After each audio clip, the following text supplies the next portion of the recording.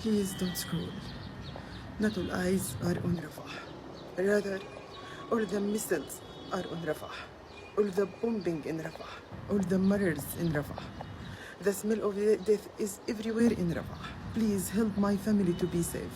I can't imagine lose my family. Don't say I can't help. Just press single olive button to save my family, please. You are our only hope.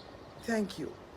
What does everyone mean by all eyes on Rafah? In case you didn't know, Rafah is a city that is within Gaza, within Palestine, occupied by Israel, and it has the only border crossing between Gaza and Egypt. It's only about 58 square miles, and it usually houses about 130,000 people, but right now it has over 1.4 million. You might be asking yourself, why are so many people packed into such a tiny place? And that's a great question. It's because Israel said that it would be safe, which is so crazy because a few days ago, in fact, eerily right at the beginning of the Super Bowl, Israel decided we're going to actually carpet bomb Rafah, even though we told you it's safe, even though you have nowhere else to go because north is still dangerous, south it's really hard to cross into Egypt, west is the ocean, and east is Israel. It's almost as if all of this was planned from the beginning, but regardless, 1.4 million people are trapped in a city. They literally can't leave. It is being carpet bombed. It kind of sounds like a situation that is extremely dire. It sounds like a situation that calls for all eyes on Rafah. This means we need to take over the internet. We need to stop talking about the Super Bowl and Taylor Swift, even climate change. Stop worrying about that stuff for a minute because right now, 1.4 million people could literally die at the drop of a hat. We need to stop ignoring what's going on. We need to stop allowing ourselves to have the privilege of ignoring everything that our tax dollars are paying for. So what can you do to help? Thank you for asking that. Another really great question. Wow. Every single video, every single post that you see come across talking about Rafah, you need to like, you need to comment, you need to share, you need to repost. Even copying the link to that video can push it further into the algorithm. And if you feel like it, you can also contact your representatives. You can give them a call, you can send them your own personal email, but if you don't feel like doing that, I literally have a link on my page. No, I don't get paid for this. I literally get nothing for it except the satisfaction of knowing that you emailed your representative in less than a minute because this link does everything for you. All eyes on Rafah. Let's go. For those of you who are visual learners, this is what's been happening the past 215 days of this genocide. Watch. Remember when they told everyone to move down south? It's going to be safe down south. Watch. The crazy part is, I showed you guys this 135 days into this genocide. We are 80 more days into this genocide, and we are literally witnessing the same thing.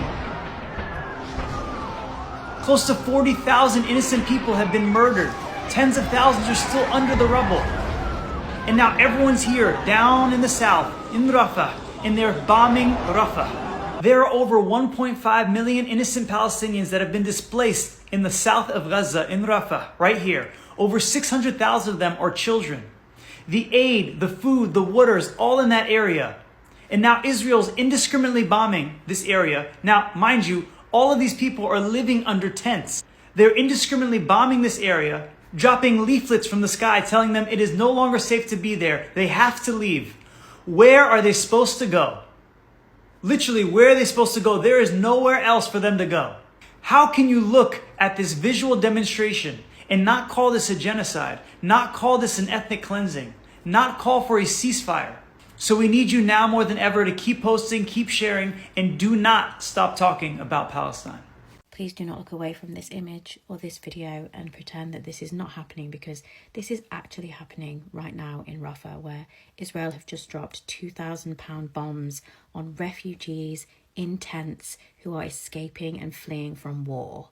Now, I'm speaking quietly because my son is safely tucked up in his bed, but I have just seen videos and images of a father holding up his headless child after these attacks. There are videos of the charred remains of people who are fleeing war, who have been displaced by war, being pulled out of tents. These civilians, women, pregnant women, mothers, children, they were led to believe they were going to be safe here. They were not going to be targeted. So why is this happening? What for? I know that people are going to say that Israel are seeking out the, hate terrorists, but these are civilians. You can see from these images, these are just people who are trying to survive, who are trying to be safe. We simply cannot sit in the safety of our homes knowing that this is happening, pretending that it's not happening, especially when some of our governments, whether we like it or not, are complicit. All eyes on Rafah.